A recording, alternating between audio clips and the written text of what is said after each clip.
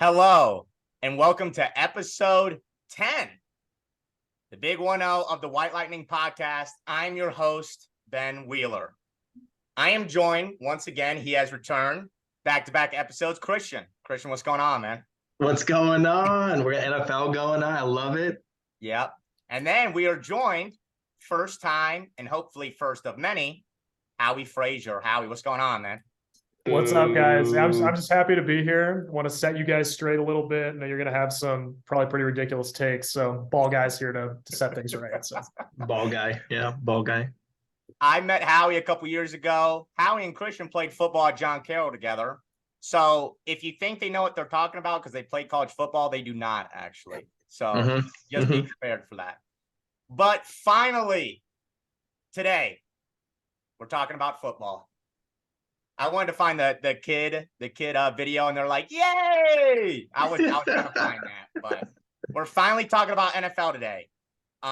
This is going to be more of a general look. In further episodes, I want to break down divisions, players, who we think will do good, who we think will do bad. But right now, we're looking at a general landscape of the teams. We're going to do winners, we're going to do losers, we're going to do teams that rise, and we're going to do teams that fall. So I am really excited for this one. And without further ado, let's get into it. So first, we're going to start with our winners. And if you guys don't mind, since I'm the host, I would like to lead us off. So my big winner of this offseason, really, truly thinking about it, to me, were the Denver Broncos. I really do believe that, and here's why. In the last 10 years, thinking about it, have we seen a team upgrade this much at coach? Really? I mean, let's think about it. I mean, we're going from Nathaniel Hackett, who was fired with only 12 games in, to Sean Payton, who probably is already a top 5 head coach and is a Hall of Famer coach. He's going to be one of the best coaches in the football league and in all of football history. And my little write-up about them is very interesting. I saw the only times that Sean Payton missed the playoffs, his defenses ranked as followed: 27, 19, 27, 32, 28, and third. So out of the 15 season he was coach for the Saints, he only missed the playoffs 6 times. And the time that his defense was ranked third, it was in 2021 when they were rotating with Ian Book and Trevor Siemian for 5 games. So we're talking about a guy that if he has a normal defense that's not a red flag, he's going to make the playoffs for you. And also, too, we're talking about him joining a Denver defense that was 10th last year. And they made some additions as well. They got Zach Allen. I thought it was a little bit of an overpay, but he does get rejoined with Vance Joseph. Good signing, I thought. Good signing. I thought it was a good signing. They outbid a lot of people for Mike McGlinchey, right tackle. Hopefully I said the last name right. Signed Samaje Perine back up. Howie will know about that. Oh, yeah, he knows. Bengals fans, sadly, we got no boos. I need to find a boo.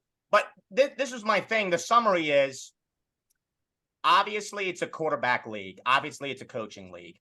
And if anybody's going to squeeze any juice left out of Russell Wilson, I think it's going to be Sean Payton. And we're talking about a team that's already doesn't have a whole lot of holes. They already have a pretty good defense. They got a good O-line. They got good wideouts. Now it just comes down to how Russell Wilson plays. And obviously, in that division, it's probably the best or second best in football. They now have a top 5 coach to do it. So I personally thought the Broncos were my big winner. And they went 5-12 last year. I could see them winning 10+ games. Yeah, I think there's a couple teams every year that doubles their wins, right? I think they're a pretty easy candidate for doubling their wins to at least 9 or 10. I totally agree. I mean, you look at running back, I think Perine, and then they have number 33 coming back. What's his name? They're really nice. Having a huge brain fart. Yeah, number 33. He's really good. Yeah. Wide receiver. They're good wide receiver. Running backs are interchangeable anyway. That's right. Quarterback will be the biggest mystery with Russell Wilson, but I think he'll be fine. I think better this year, right? Defense is fantastic. No worries there. Division's a big yikes, but to me, I think they're a 10-win team. Javonte Williams is his name. Huge brain fart. Yeah, we all failed. We all can know that. That's a huge best failure start. for us. Best start, yeah. The thing to keep in mind here too is, hopefully that defense will keep playing well. I know Sean Payton has a history of, his coaching staff is maybe paying for, paying for some bounties on some guys for that elite defense. But nice. If they can be top 10 again, not to foreshadow too much, but you might hear from me about the Broncos a little bit later. I think that's a solid selection. Yeah. Again, the quick rundown for a TikTok clip, but I'm being dead serious. We're talking about a team that probably made the best coaching jump probably in the past 10 years. He's a great offensive-minded head coach. He's a Super Bowl champion. He's joining a team that already doesn't have a lot of holes. I like them literally probably winning five more games than they did last year.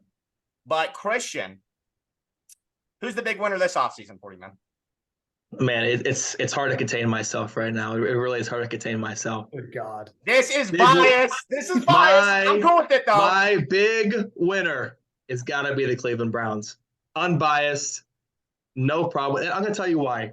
Number one, Joe Woods is gone. Number one reason. And come on now. I can't be happier. Anyways, besides that, right?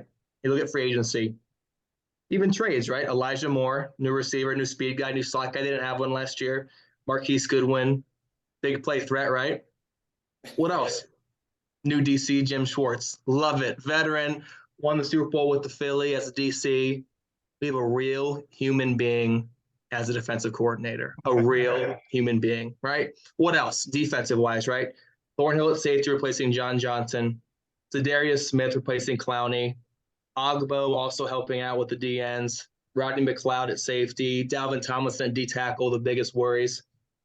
I really don't know where else they really missed so far when it comes to revamping that defense. So for me, new DC, revamped defense, a normal offseason with Deshaun Watson. I love it. I absolutely love it. Look, Christian, I got to step in here. It's not that here's the problem with the Browns. And if we're being real about the Browns, there's no problem with the Browns. It has nothing to do with, I'm not going to have any, big data to back myself up here. There's something about the Browns, and everybody knows exactly what I'm talking about. Browns is the Browns, man. The Browns is the Browns. Exactly. And they've looked amazing on paper for the last half decade. And again, I don't disagree with you. They should be significantly better.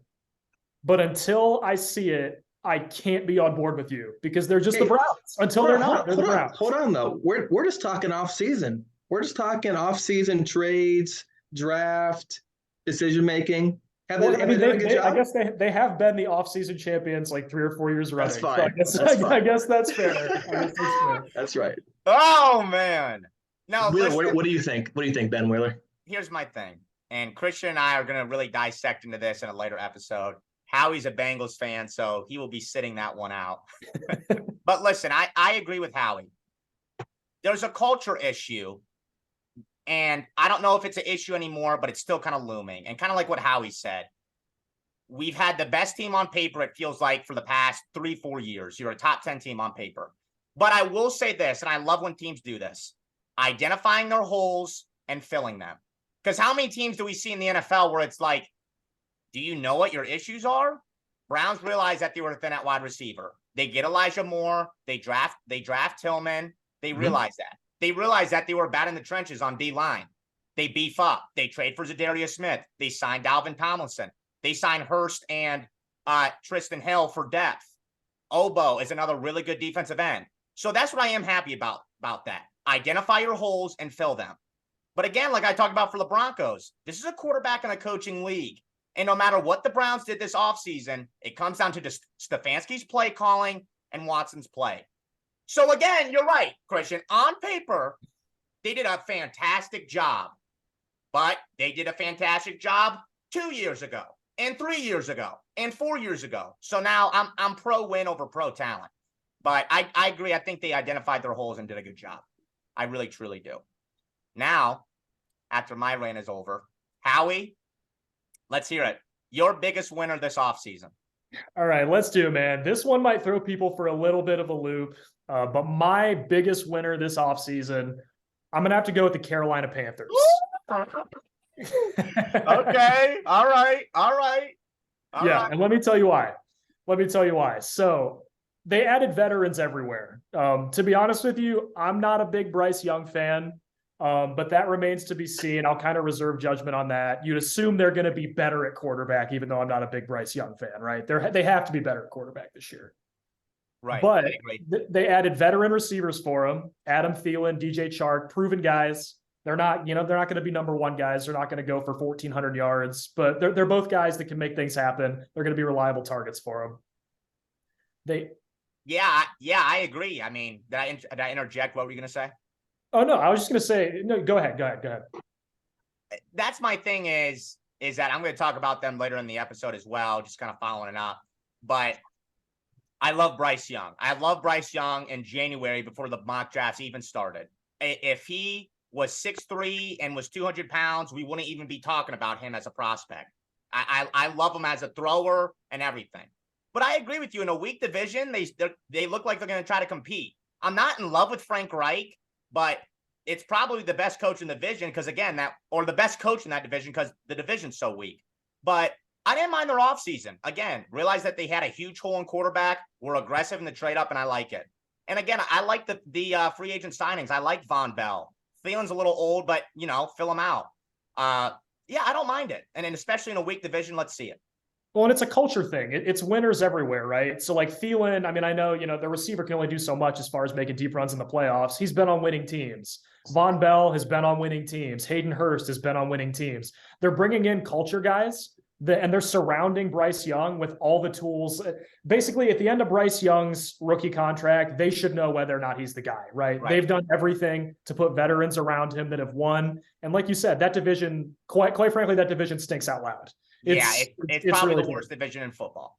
Yeah. So they won 7 games last year. I mean, who's to say they can't win 8 or 9 this year with those guys that are, hopefully a good culture fit, turn things around. There's no reason they can't win 8 or 9 games, and that could win the division. Right. Christian. Yeah, he's been shaking his head his whole time. But y'all don't see it. He's shaking his head the whole time. Listeners of the White Lighting podcast, however many they're going to be for this episode, maybe millions. I can't understand how you people can look in the camera and say these words. Howie, his third sentence in, was saying, I wasn't a huge fan of Bryce Young, which is the most important addition to their team this year. And you don't even like them and they're a winner? How does that make sense? And then Wheeler later on says, I don't like the coach that much. And then we say, okay, their receiving core is good when they traded their best receiver in DJ Moore. So I'm just confused, people. I'm not in love with Frank Reich. He's battling against Todd Bowles, Arthur Smith, and Dennis Allen for 6 games out of the year. And again, I don't love Bryce Young. Who's Bryce Young going to lose? Is Bryce Young going to lose to Desmond Ritter twice this year? Bryce Young can't see above the offensive line. Or maybe Baker will take him out in Tampa Bay this year. He's looked great in Tampa so far. Just you wait on them. I got a word on Tampa later on. Here's my thing is, and again, I'll follow up with the parents at the end of the episode. They're in the worst division in football. They won 7 games, like what Howie said last year, and they filled out their roster to try to compete. Hold on. This topic is about the winners of the offseason, not predicting wins and losses. No, that's fine. That's fine. The Panthers won the offseason because they went from a non-factor and totally non-competitive last year to a team that is probably the favorite in the division to make the playoffs. That's not because of them. Not because of them. Because of other people. Also, they got Evero, one of my favorite defensive coordinators, available this offseason. Oh, and by the way, the Broncos were ranked 10th best defense in football last year. And they brought him over for DC, and he was getting head coaching interviews. That was another thing I forgot to include. I love that signing. I think you're being a hater. I think you're being a hater for some reason.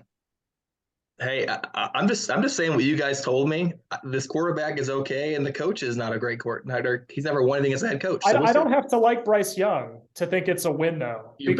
I can willingly admit I don't know if Bryce Young's going to work out or not. I have my doubts about him, partially because of his size. But with that being said, the Panthers have done everything right to surround him with guys. So at the end of his contract, they'll know. They've built the foundation to give him a shot.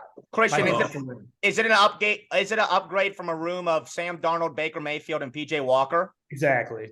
Is it? We brought PJ Walker from the XFL. It's an upgrade. It's an upgraded quarterback. I don't know if he has the pieces around him to succeed that much. But I kind of agree with Howie, though. How many times do we see rookie quarterbacks not having a roster around them to see if they're worth a shot? I agree with Howie. Give him a couple veteran wideouts, fill out an O-line. He has no star receiver to make plays for him. I agree. They're lacking a one, and DJ Moore was a big loss, but I think they have depth. Yeah, I think there's enough depth there. I'm not sure a star receiver necessarily matters. It can be a plus, but you don't need a star receiver to win. How many Super Bowls have been won with star receivers? I mean, in the past, we're going to see that emergence over the past couple years. They will eventually need a number one, but I don't think they're a loser because they didn't get one. No, they don't need it to be competitive. Maybe to push. I didn't say they're going to the Super Bowl, but they went from a non-factor to a playoff contender, in my opinion. Right. I agree. This is really good shop right here. I like this. Again, I want to touch base with the Panthers later, just because I have some words to say myself. But with winners come losers. And my loser for me, it was between two teams. But then I really thought about it, and I'm like, yeah, this is the team I'm leaning on for loser. I think it's the Las Vegas Raiders. We're talking about a team that was horrible last year, and I think may have gotten worse. And I don't know how you do it. My little rundown for them was they were 6-11 last year, and it was funny when they signed Jimmy G. I'm saying, okay, work with McDaniels in New England, a bridge quarterback that I would love to see him mentor a new guy, because there was rumors that they liked Richardson, they liked Levis, they brought in Stroud. I'm like, okay, I like this. Oh, they go D-end, which it's a position of need. It's a premier position, but you're now saying that, Jimmy's going to be our guy for a while, which is completely and utterly bizarre to me. You just signed Devontae Adams to a 5-year, $140 million deal and get rid of Derek Carr. Oh, and by the way, last year you signed to a contract extension with a no-trade clause. So not only did you kick him to the curb, you're not getting anything for him now. So there's reports that he's already pissed with the organization. It's been 12 months. And again, I thought their draft and free agency was really weird because their defense was really bad last year. Chandler Jones was a huge whiff. He's probably going to get cut. And I'm like, okay, they're going to probably fill out some holes. They got Tyree Wilson, and I like that. But not only did they not have any picks from the Adams trade, then in the draft, they traded up for Aiden McConnell. They drafted a corner later in the draft in the 4th round. Their free agent signings, I'm a very, very avid football fan, and I know ball. I can't recognize their free agent signings.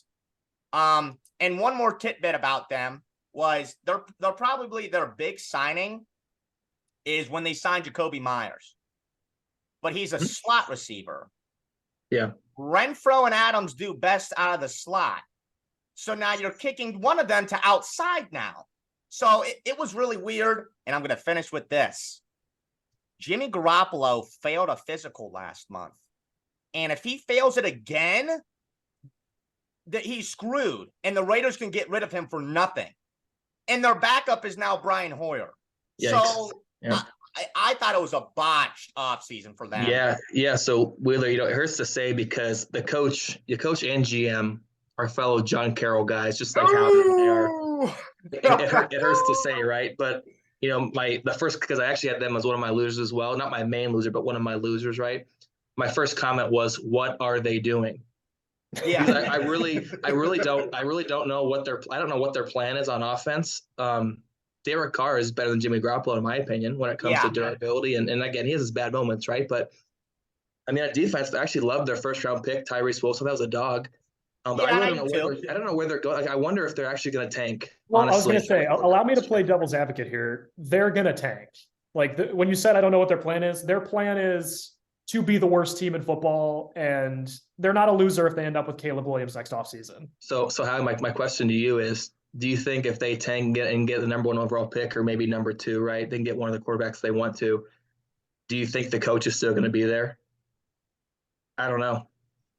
Well, it sounds like there's some organizational alignment being Carroll guys, in the front office. It wouldn't surprise me if that's kind of part of the plan. The problem is the owner. That's the issue. Yeah. That's a really good point. I heard some rumors too that they're already trying to fire McDaniels, but his contract is so great to where they can't get rid of him. Yeah, the main problem is they also fired Gruden early, and so they'd have two coaches being fired early back to back, and so they still have money paying those two coaches, and they have another coach to pay as well. So right, that's the big issue. Yeah, and like, you think they do want to tank Howie? I get a sense. I don't know what direction they're going in. There's no other. I mean, there's no other explanation for this. Either they're that incompetent, or they're trying to tank. And if they're trying to tank, I actually support it.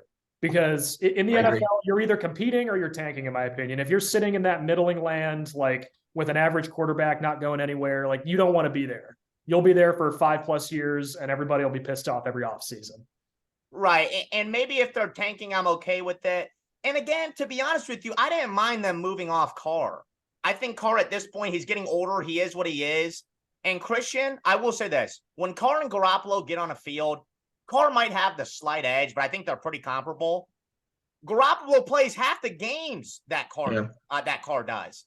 So again, if they're trying to tank, okay, but I don't know if they're trying to tank. I'm not sure, and that's why I think that they were a loser for me, because not only did I think they didn't do a good job this offseason, except for Tyree Wilson, I have no idea where they stand. But yeah, I agree. Christian, who do you think was the big loser this offseason? I'm sorry for this as well, because for those that don't know, Ben Wheeler has a second team in the NFL, right? It's named the New York Giants, right? And I want you to bear with me, right? They didn't have, I don't think, a really bad offseason. They didn't have like any really bizarre moves, except the biggest one in football being their quarterback.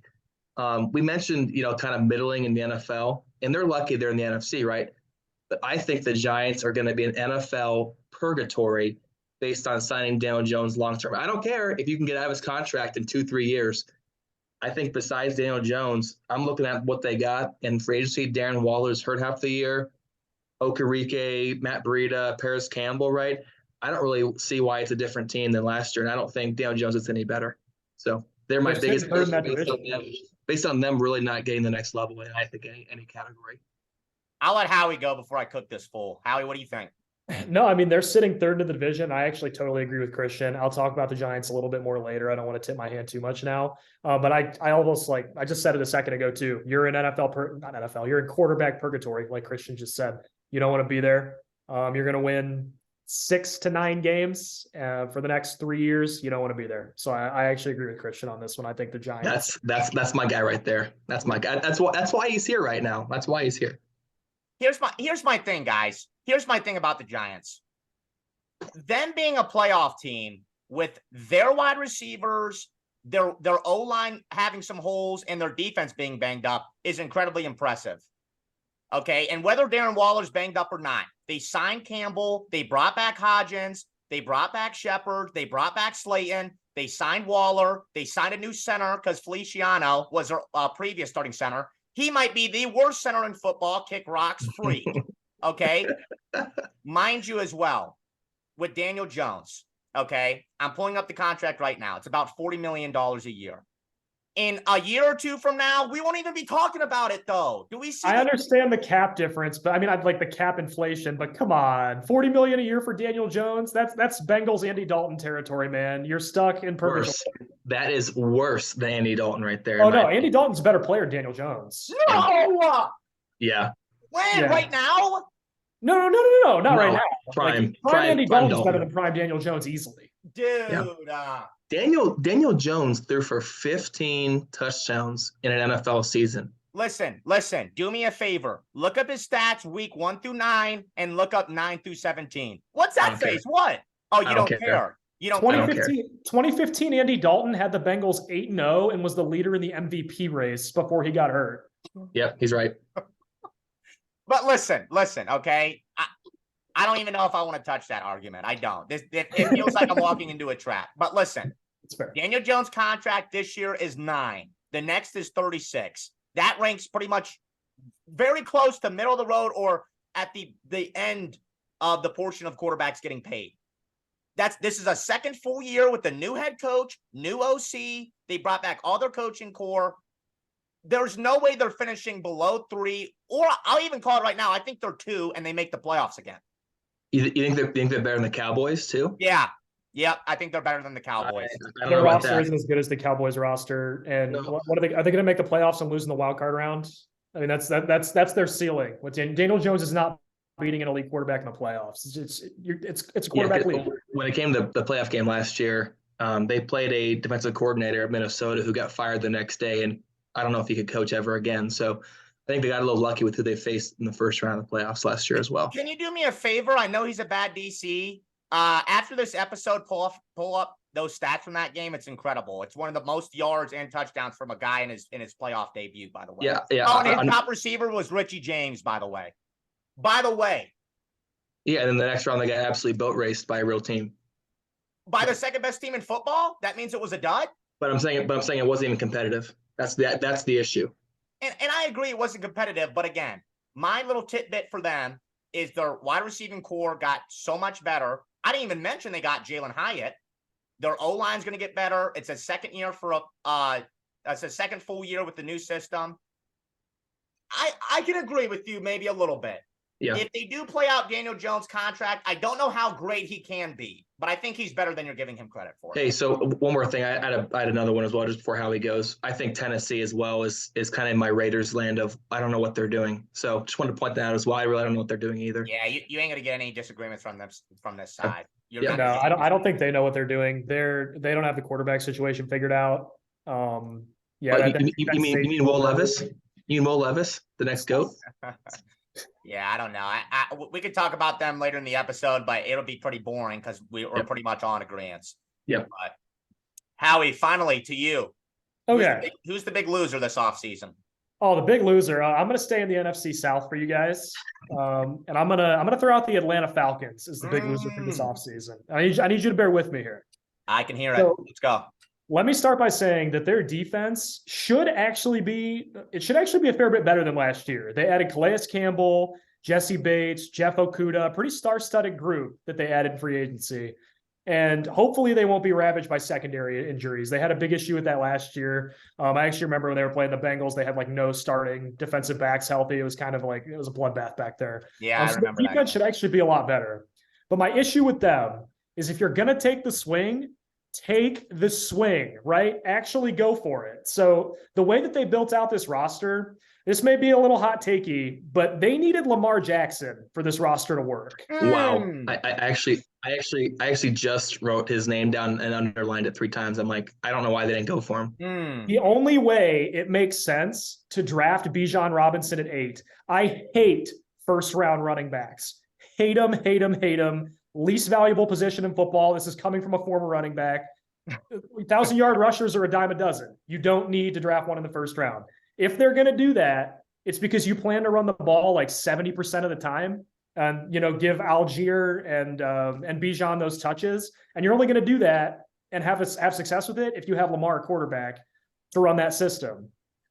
So, I mean, it looks like they tried to do that, but instead they're stuck with Desmond Ridder. And they probably won't be bad enough because their defense is better, like I mentioned, to get an elite QB in this upcoming draft class. So it feels like they're going to be stuck in purgatory. I mean, what teams are going to do? They're going to load the box. They're going to make Ridder throw. He's going to complete like 60% of his balls, like he did, and they're not going to go anywhere. So it's like for me, it's like, hey, have fun scoring 18 a game and winning 6 games. Like that's the big loser for me. Without Lamar Jackson, they're kind of in purgatory, and I hate it. Yeah, so Howie, for me, actually, I agree with almost everything you said. I think they're actually going to be an 8 to 10 win team based on their division, and they're going to be able to run the ball and play decent defense and be fine. I think. I just don't understand why you want to live in 8 to 10 land, because I don't think Raiders are ever going to do anything crazy, and you're going to be too good to tank. You're too good to get a top 2 quarterback. So I don't know what they're going to be doing. I really don't. What's weird to me, Howie, I totally agree about running backs. Every Super Bowl we see the stat where over the last 15 years, the Super Bowl winning team starting running back makes below $5 million. Like we do this every year. And even though I'm saying that with Bijan is when you're taking him in the first round, you're foreshadowing to giving him a big contract. And that's not the mold in the NFL anymore. This ain't the 80s. But I totally agree with you. And we're talking about getting a weapons for a coach, Arthur Smith, who I don't like at all. He couldn't even unlock Kyle Pitts, who's the best tight end prospect in the past 20 years potential. As a freak. And he's a freak. And I totally agree with you. Like, Like Desmond Ritter, like, come on. Like, what do we got to say about that? I mean, He what doesn't move the needle for about me. that? So it's like, yeah, they can run the ball 65, 70% of the time. They ran the ball more than anybody else in the league last year. Yeah. And they didn't go anywhere. Yeah. And what's weird to me is people don't know this probably, but Tyler Algier had 1,000 yards rushing last year. Fifth rounder last year. That's the mold of the NFL. Yeah. You know, and again, I'll be interested to see how they use Bijan. I'm sure he'll be great because they'll give him 20 touches minimum every game and he'll blow up. But again, it's not a premium position, especially at the 8 overall pick. It's terrible value. It's terrible value. Teams are going to load the box. I will say I don't want to crap on them too much. Their defense is going to be a lot better. I actually really like their defense a lot. Their secondary is pretty nasty, but the offense isn't there to match. So they're a big loser for me. Yeah. Okay, but one thing with Bijan as well is they're actually going to play him a lot of receiver too. And so I think he's going to have a little more value than just being a guy who, like maybe like a Zeke, right, who just gets 20 carries a game and gets his knees destroyed by year 5. Now, talk to me more about Jahmyr Gibbs if you're going to talk to me about putting a guy in the slot. Bijan Robinson is not the slot threat that Jahmyr Gibbs is. I don't think that's a good comparison. Watching him play a little bit in college, Bijan's a little bit more of a true running back to me. I know the Falcons have to talk that up because they drafted him 8th overall. Right. But if you're gonna talk about putting a guy in the slot, Jahmyr Gibbs is a better slot player. Yeah, and I agree, and kind of similar to what the Lions did. Yeah, that's fine. You can add another wideout. We're still talking about loading up a core around Desmond Ritter. Yeah. And Arthur Smith through Christian. I saw you gave me a weird face. I'm not a fan of. I'm just really not a fan of. Are you? I don't think he's a bad guy. I think he actually does a lot with not a lot. Like I think last year they should have been a lot worse than they were. I think they actually did pretty well for what they did. So I think he's going to find a way to run the ball a lot and win 8-10 games. And I don't think they really deserve 10 games. Yeah, they're going to benefit from 6 games that could be easily won. Yeah. But, yeah. And Christian thinks the Panthers are stinky. So if he thinks they're bad, then I guess. Well, they're not. I'm not saying they're going to be bad. I'm just saying they're not a team that's going to like make noise. They have a good defense. I think the Saints win that division. So we will discuss this later because someone's going to bring it up. Anonymous. Somebody's going to bring it up. Okay. Anonymous. Yeah. Anonymously. All right. So listen. So now I like the winners. We like the losers. Let's talk about a team that we think is going to do better. And doing better doesn't necessarily mean you won the offseason. And I think a great team for me that didn't necessarily win the offseason, but I think will be great, are the Detroit Lions. I think they're going to have a great year this year for some of the reasons. Here's my little write-up. So they ended the season 7-2. They did really bad earlier in the season. It really kind of hurt them. And even their early year struggles, they were the Rams trying against Seattle for making the playoffs. So they were very close to the playoffs last year. And again, kind of like what I mentioned earlier, they recognized their issues. They filled them. Yeah. They were the worst team in football against the pass. QBs had the highest QBR against them. So what do? You beef up your corners. You get Cam Sutton, who was a top 10 corner in coverage last year. That was Next Gen Stats that said that. Gardner Johnson led the league in INTs. That was a steal too. That was out of nowhere, and he took a pretty team-friendly deal for them. You get Emmanuel Mosley, who he was banged up in the Niners last year, but people that watch football know him. He's a solid corner. Again, that's what I love. They realized their holes. Their corners were weak. They lost a lot of games because they had to throw third-string corners at guys, and they filled out that position. That's great. Now, the weird one is their draft was really weird. It was weird. Jack Campbell for them. He's a off-ball linebacker. They picked him 18th overall. The next off-ball linebacker that was taken was the 3rd round. So pretty high again for a non-premier position. They could have used edge rusher to surround Hutchinson, but Gibbs was the shocker. And I don't think it's an F. Again, like what we said about Bijan, it's not a position of need. They'll probably use him as a wideout and as a weapon. And, Ben Johnson is a savant, I think, personally. So I'll be interested to see them.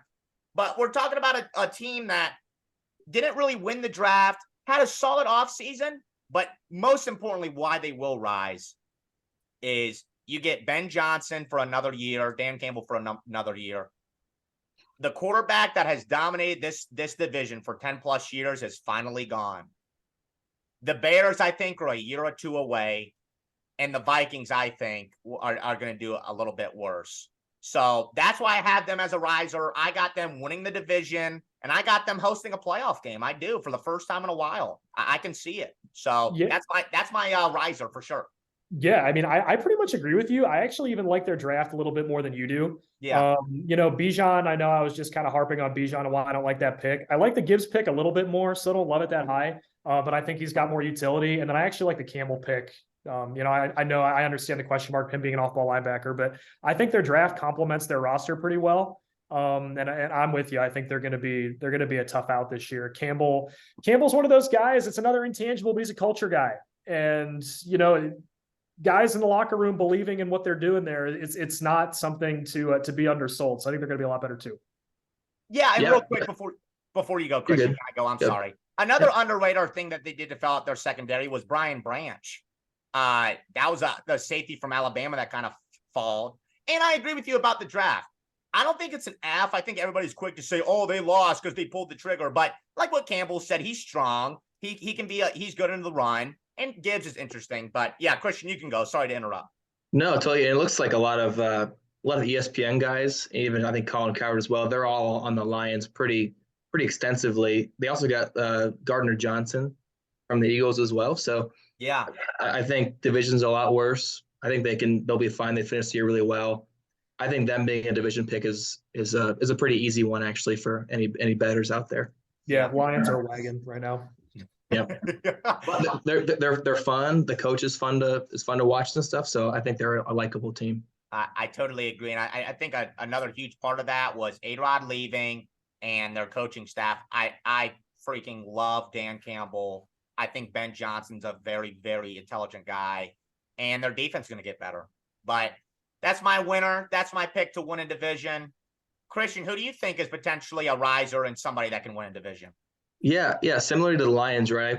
I'm picking the Jags. It's mainly because their second half finish, right? And then them competing really well in the playoffs already. Obviously, they won a playoff game, so it's like, how are they going to be a riser? Well, they actually finished 9-8.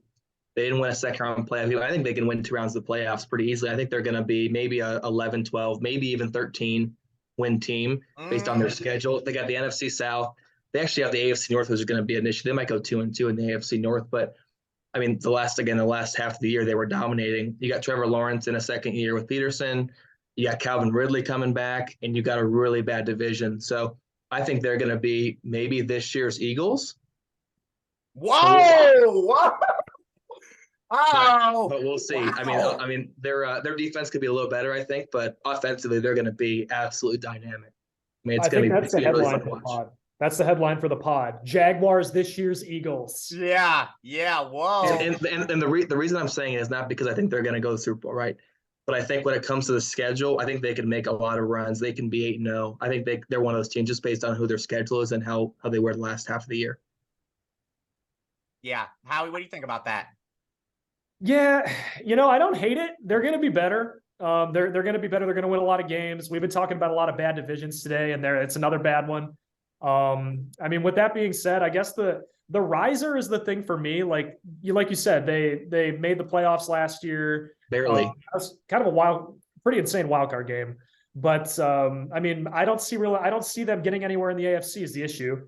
There's too many good teams. Are they going to beat the Chiefs in the playoffs? Are they going to beat the Bills? They're going to beat the Bengals. They're kind of sitting in that second tier where, they're going to be good. I agree with you. They're going to win the division again. They're the best team in that division by far. The North will be an issue. That's probably going to hamstring their win total a little bit, probably prevent them from getting more than one first round home playoff game. But with that being said, I think there's just too much firepower in the AFC for them to rise much more than, the wild card or maybe the divisional round, depending on who they draw. Sure. Yeah. And I'll say this, another sleeper that you got to forget that people forget about is they get Calvin Ridley, who before his suspension, I think you could say who's probably a top 10 wideout.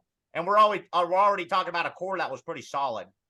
And again, I'm a big believer and proponent of a second full season with the coaching staff. Like they were kind of bad at the beginning of the season because again, they're kind of Doug Peterson's kind of getting used to Trevor Lawrence. Lawrence is trying to figure it out. But to kind of agree with you, Christian, I think not only do they win that division, I think it's more convincingly this time. I don't think they'll need a Titans Jags last game of the season to determine it. I think it'll be they win that division comfortably. I could see a 10-11 win team. But I agree with Howie. Can they beat the Bengals in a playoff environment? Can they beat the Bills? Can they beat the Chiefs? It's probably going to be on the road That's what's too. weird. That's what's weird is that can they do that? For What are you me, saying, Howie? I was just going to say those games are pretty much. I mean, I'd be shocked if they're not on the road too for any any of those matchups. I mean, to be fair, again, I don't hate it, Christian. People forget they kind of pushed the Chiefs last year. It wasn't a bad game. It really wasn't. They pushed the Chiefs. They were in that game. It sounds a little better now, doesn't it? It sounds a little better. Just we keep thinking of it, Mahomes missed the quarter. Mahomes missed the quarter. No, so listen, I'm playing devil's advocate, betting against myself here. But no, I don't hate it. I don't know how much they can do, how much damage they can do in that conference. Right. And Howie, just stay it on you, man. Who's the big riser you got this year? Yeah, so we talked about them a little bit already. My big riser is going to be the Cleveland Football Browns. Oh! I thought he was just dogging. I thought he was dogging, bro, earlier. Wow. I was. I'll believe it when I see it, but it seems like it should happen, right? I mean, here's the game we can play. We can look at their schedule and we can play show me the loss. We can play show me the losses. Because let's say they split 3-3 in the division. It's one of the toughest divisions in football. Then they've got, let's see, Tennessee win, San Francisco. I don't know who their quarterback is. That's a toss-up. Indy, Seattle, Arizona, the Rams, Chicago, Houston. I mean, I think at worst, looking through their schedule, they're going to win 10 games at worst. And I don't know if that wins the division because it's such a tough division, but there's no reason that they're not significantly better than last year in the standings. And I don't need any more stats behind me than that. I mean, they have to be better. Their schedule stinks and their roster's too good. And I agree. What I love about the Browns this year, because audience, I was in I don't like the Browns at all stage of my life, and I couldn't stand them. But I love it with this year, like what Howie said. It's win now or guys get fired. And like what Howie said, there's no more excuses this year. You get a full year of Watson. You filled your holes. You have an actual competent defensive coordinator. And I think with that schedule, actually, I think you maybe previewed a future episode. But I think a lot with that schedule is what kind of health are the teams in when we play them? Niners, which quarterback are we getting? Rams, do they go full on tank mode by that time, or are they still trying to compete? You're in Seattle for that one. So I agree. No more excuses this year. There's no more ifs, ands, or buts. There's no more coulda, woulda, shouldas. And on paper, I think they got to be a riser. And two of their toughest divisional games, too. They get Cincy to open the season. They get Baltimore week 4, I believe. Yeah. I think their first 5 games, 4 of their first 5 are at home. And their first 2 divisional games are at home. So they're going to be at home a lot the first month of the season. They start off hot. I would imagine they can probably ride that momentum a little bit too. It's that's definitely not something to be undersold. Yeah. I mean, for me, I think 5 out of the 6 division games actually are in the first 10 or 11 games of the season for the Browns. So they're going to finish off those division games pretty quick, which will be interesting to see, right? But they're desperate. Deshaun should be desperate to be competent again, right? Stefanski should be competent. And again, like I said before, they have adults now in there, I feel like, to me. They have a little more veterans on the defense, new DC, new special teams coordinator as well, who I think is an adult. So they're over-under at 9.5. I feel like it's 9.5 every single year. So if I'm betting again, I'm betting that over. It's going to be close, I think. But I think they can be actually a team that wins 11, not 12, but maybe 11 games. In pushing a bit high, in my opinion. I agree. 10 or 11 feels like the sweet spot for them. Wait, you said 12? 12 if things go. Remember, they won 11 games with Baker Mayfield, right? And so I think if they can, I hate this card. Don't overlook it, right? If things go really right, say something bad happens with one of the AFC North teams, right? They can win a ton of games. They have a lot of winnable games on their schedule. But here's my thing though. Let's entertain some free talk here, right? What teams in this loaded AFC North that you think the Browns finish above? I'll leave that to you guys. I want to hear it. I don't know if I want to dive into that too much right now because I think the Ravens are worse, and I'll get to that later. Okay, how about this? How about this? On the fly, let's make an announcement that we'll bring Howie back for an AFC North preview. Okay, well, let's leave it at that because we know Christian likes them. Howie said they're a riser. How about we leave that for an AFC North preview? I agree. that. I like that. But yeah, that was Christian's winner this offseason, so you know how he feels. And there's blatant bias.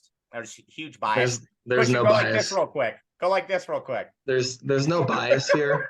There's no bias at all. Then there might be a little pessimism with this. I'm a straight shooter. I have no emotion when I do takes like this, so that's how I feel. Yeah, I agree. But now, with every riser, there's a faller. And I'd like to talk about a faller myself. I think a big faller this year, and to be honest with you, I don't know if this is even a hot take. I think it's the Minnesota Vikings. I really, truly do. I think we're going to talk about the Minnesota Vikings as a faller, because here's why. This stat blows my mind. They won 13 games last year and had a negative point differential.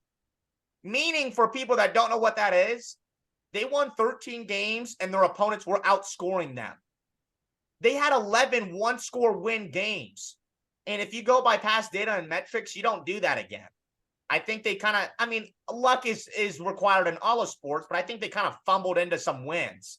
They can't do that again. So based off of that alone, you're talking about probably 3 less wins or maybe 4. And let's talk about the defense. Their defense was already horrible. Now they do get a better coach in Brian Flores. But I think they lost probably 4 of their 5 top guys. Zadarius Smith, gone. Patrick Peterson, gone. Dalvin Tomlinson, gone. Eric Kendricks, gone. And yeah, they'll get a better coaching, but a lot of guys left. I would not be surprised by this month or next month, Dalvin Cook gets cut because he's a lot of cap space for them. Yep. So, and what was weird for me too is that I don't think they had that good of a free agency or draft. They're like their big draft was Jordan Addison, who I like him replacing Thielen because Thielen left. I'm cool with that. Get younger, get faster. But their big defensive signing was Davenport, who last year had half a sack and 8 knockdowns. So they're in a weird thing where they don't have a lot of cap space. And my overall summary is, where's their direction? What are you going to do about Kirk Cousins? He's going to be running out of time here pretty soon. Like, you know, that's just I thought was weird is that not only that I didn't know about their direction, they didn't do anything to get better, and they only did things to get worse. And I think they're trying to compete again, obviously. So I got them as a follow for sure. I could see them maybe even finishing third behind the Packers, depending how good that situation turns out.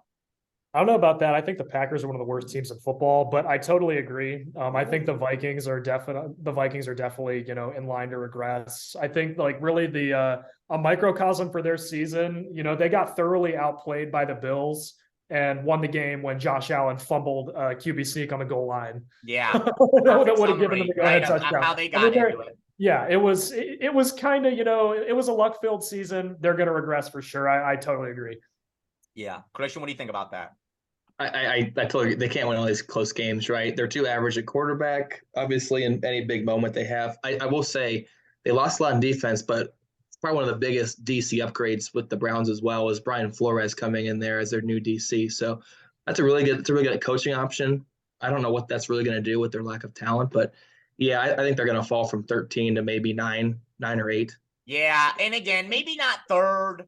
I'll be interested to see how the Packers look. I could see them being a dud, but definitely second. I cannot see a scenario where they replicate what they did last year. Yep, totally agree. So, Howie, we'll jump around a little bit. Howie. Yeah. Who's following, bruh? Talk to me. Yeah, it's a couple of teams actually over in the NFC East. I think that division outside of Philly is kind of a mid-off to me. It's a bunch of teams that don't really move the needle. I like the that. Cowboys. I mean, the Cowboys with Mike McCarthy are so stale, man. I've seen enough. Dak, can we stop talking? We talk about them because they're the Cowboys. Dak and Mike McCarthy.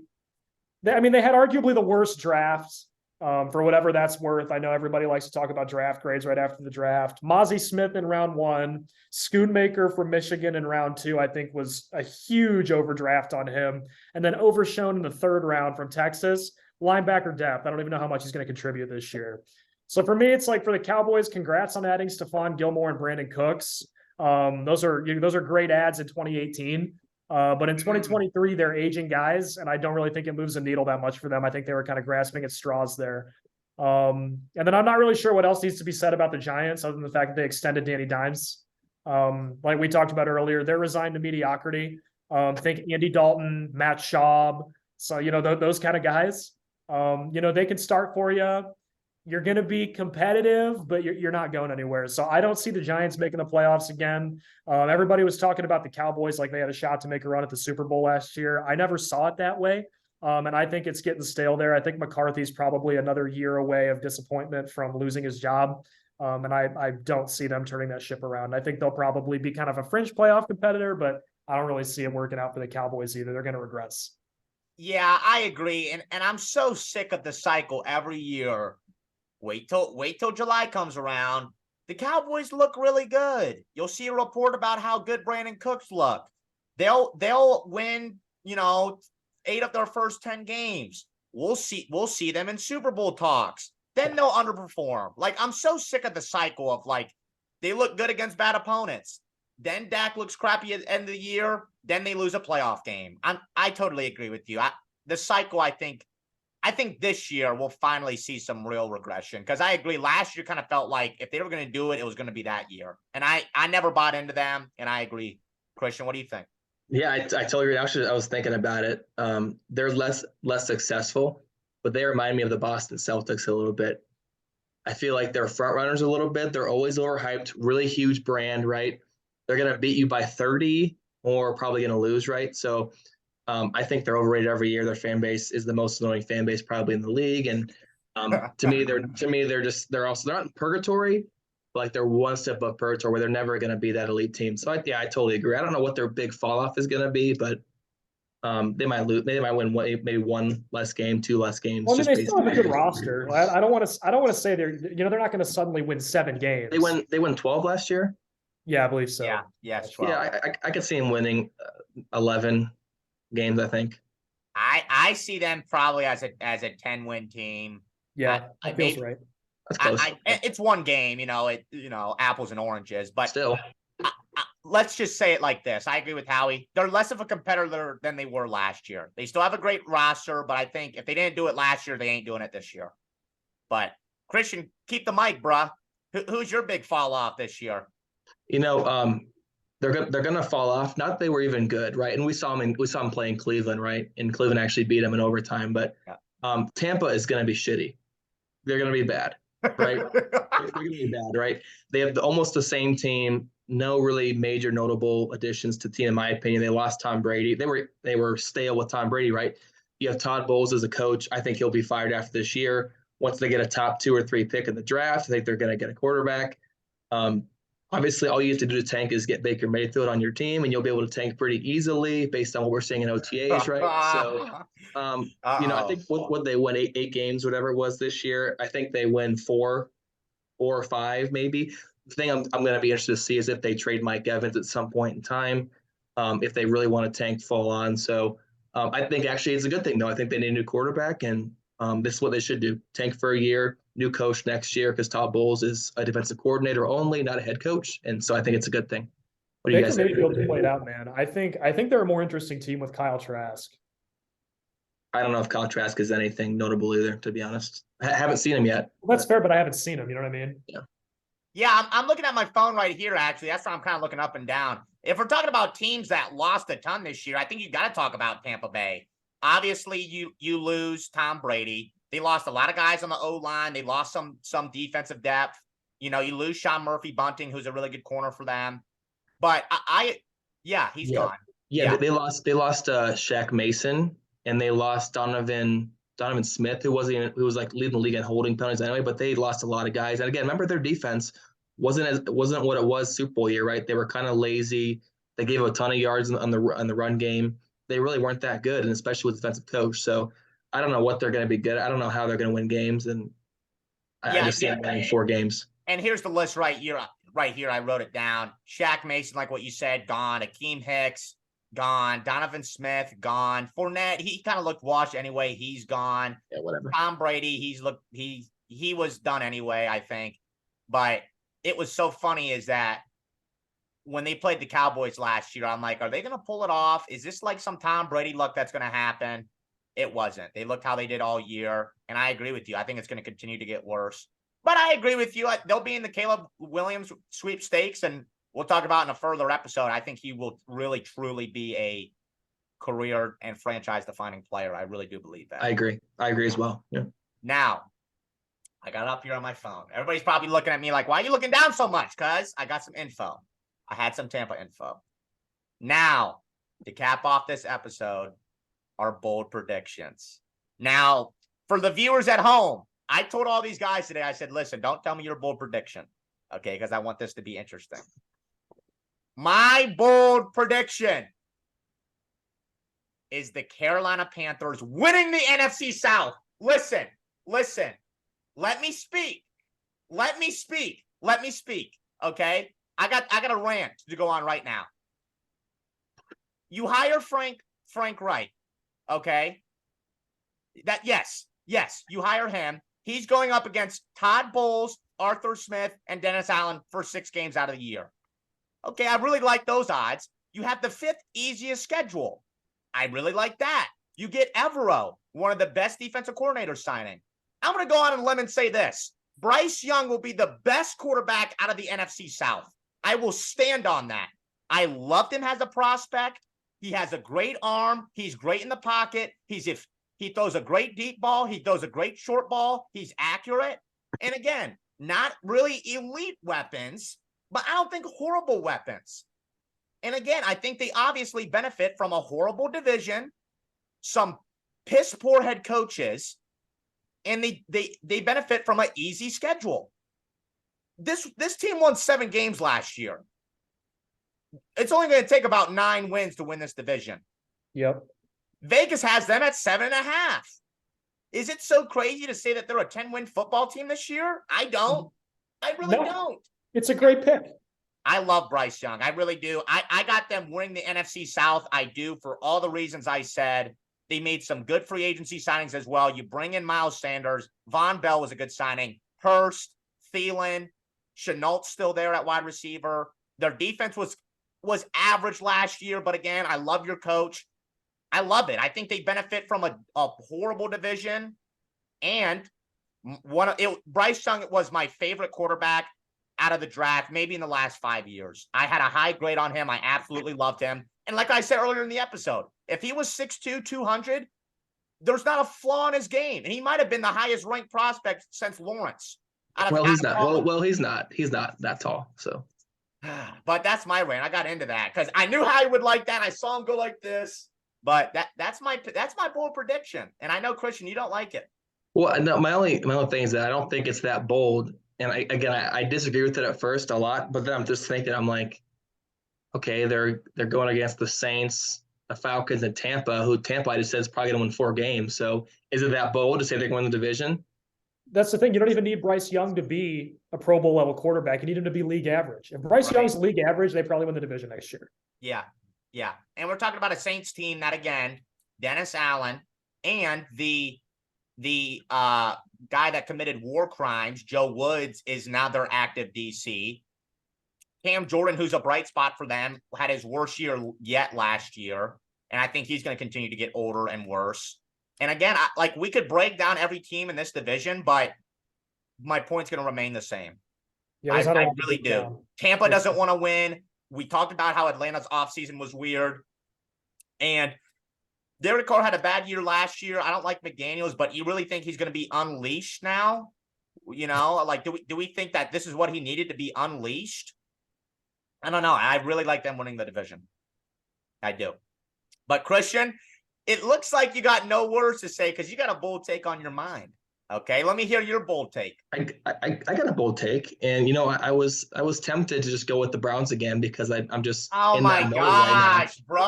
I'm not gonna do that, right? I'm not gonna do that. So This is what I think, and I'm not sure who's going to win the AFC, but I'm going to say it's not Kansas City, and it's also not going to be Philly in the NFC. Neither of those teams are going to go back to the Super Bowl this year. It's going to be new teams on both sides of the conference. Okay. That's my take. And it doesn't sound flashy. It doesn't sound crazy. But you think about it, Kansas City has been a dynasty, basically, and Philly went absolutely torched through the NFC. So it's like, well, who's Philly going to lose to? I think San Fran's going to bounce back and beat them, probably in the NFC Championship game again. And I think Kansas City is going to lose maybe in the second round of the playoffs. Wow. Wow. Now you got to stand on that. What are teams that you think will beat them? Oh, I think Buffalo and the Bengals can beat them, and I think they can be upset by a Jags, a Cleveland, maybe, right? Oh my God! You got to stop. There is bias now. I'm sick of it. I'm saying this. There's not been a repeat champion since the early Patriots dynasty, right? Like 03, 04, whatever it was, right? They don't have a great receiving core anymore. They didn't have a great receiving core last year anyway, but they have an even worse receiving core, in my opinion. They still have Kelsey, right? Blah, blah, blah. Offensive line. I think they're vulnerable. They lost Bieniemy. We'll see how that goes on offense, right? But I don't think they're going to go back. And I think Philly, actually, they've lost both coordinators. They're going to be the same on offense, right? They'll still be really dominant offensively, but I think they're going to peel back just one round and lose in the NFC Championship game to the Niners. Howie, what do you think about that take, man? The AFC, I totally get. I agree. The AFC is wide open. Not shocking at all. The NFC one puzzles me a little bit, man. They ran roughshod through the NFC. That whole conference is garbage, man. There's nobody good in the NFC. Really, what we should do is we should just pull the Eagles over from the NFC and then play a 17-team season this year. Like, we don't need the rest of the NFC. They stink. There's a couple of interesting teams. The Lions are interesting, like the Lions are going to the Super Bowl. Who else is going to be? I mean, who's the Niners quarterback? They're not, it's just not going to happen. It don't matter. It don't matter who the quarterback is. It mattered last year. It mattered because they didn't have a third string quarterback. That's what mattered. They were getting boat raced anyway. They did put a rule in that. I don't know if you guys saw that. You can now have a third string active quarterback, which greatly benefits the Niners, obviously. Hey, it's okay. It's a bold prediction. Most people are going to pick Philadelphia to win the NFC. I'm saying they're not going to win. It's a bold prediction. That's what I'm saying. And I'll say this. I think you make a great point. Teams don't usually go back-to-back. Yep. But I do agree with Howie that Philly will, again, benefit from a greatly bad, I'll say, NFC. They're not good. They got probably 2 or 3 teams they got to compete with. They'll have to compete with the Niners again. But, I want to branch off like what Howie said real quick before he goes. Is that there's a mold in the NFL. You got to have a great coach. You got to have a great quarterback. The NFC's kind of thin with that right now. Not a lot of great quarterbacks over there. They all went to the AFC, and not a lot of great coaches. So again, like what Howie said, Lions, do you think they make a run for their money? I don't think so. Whoever wins the NFC South, I don't think so. Seattle, they can maybe win a game, but they're not a Super Bowl team. But I agree. Howie, you got a lot in your mind, bro. Let's hear this bold prediction. Dude, believe it or not, I have 2 bold predictions. I was pretty fired up. Okay. All right, I'll hit you with the first one. This one's going to be a little bit shorter, and the second one's going to be a little bit of a rant. So, first bold prediction here: the Denver Broncos win the AFC West. Wow! Wow! This is a tight division, guys. This is a tight division, tighter than you'd expect. Everyone's good but the Raiders. The Broncos finished the season with a 3-point loss at Kansas City and a win against the Chargers, where for some reason the Chargers were trying to win that game. I don't know why the Chargers played their starters, but they did, and they couldn't beat the Broncos.